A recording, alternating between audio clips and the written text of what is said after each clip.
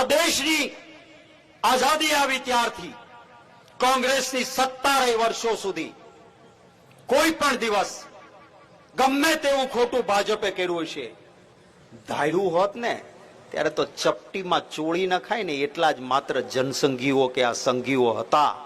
પણ કોંગ્રેસ પાર્ટીએ ક્યારેય ભાજપના કાર્યાલય પર હલ્લાબોલ કર્યો નથી.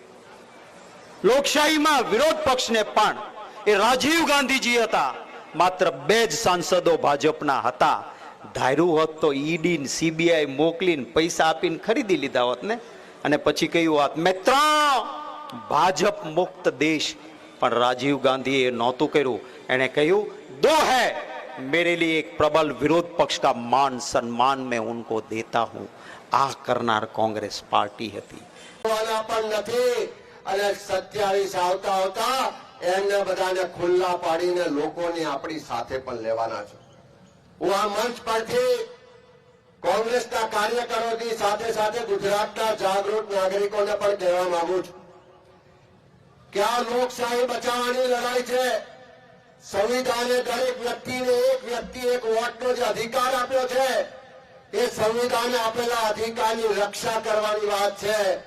આ મંચ પર જે બેનર લાગ્યું છે એ વોટર અધિકાર જનસભા છે. આવનારા સમયમાં વોટર અધિકાર યાત્રા લઈને કોંગ્રેસ આવવાની છે.